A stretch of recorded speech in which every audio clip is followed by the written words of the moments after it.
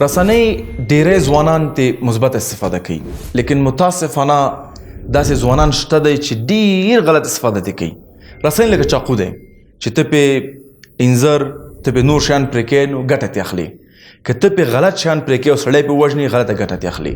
نو دا یو اسباب دی او دا باید مثبت استفاده شي، نه چې بعضې کسان استفاده کوي کنځل پې کوي، بد رد وایي او بیا موږ هم د دې مسؤلین یو. هغوی چې کنځل کوي بیا موږ تاسو فالو کړي دي، موږ تاسو تعقیبوو او سپورټ کوي. هغوی فکر چې موږ دا صحیح کار کوو او د خپل په بدو کې نور هم مخکې روان دي. نو زموږ باید رسنۍ ښه استفاده وکړو، ښه ګټه ترې واخلو. لږ څه نور اسباب استفاده کوي خیر دپاره، رسنۍ باید هم استفاده شي مثبت طرف ته.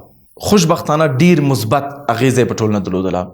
خلک د دنیا نه خبر دي چې همدا اوس فلسطین کې سره روان دي، په امریکا کې سره روان دي، په بنگلادیش کې سره روان دي، د دنیا د مارکیټونو نه خبر دي، تجارتونو ته لاسرسی پیدا کړی دی، علم زیات شوی دی او ټول نه مهم دا دی چې تجارتونه خپل ځان اعلانات پر رسنیو کړي دي.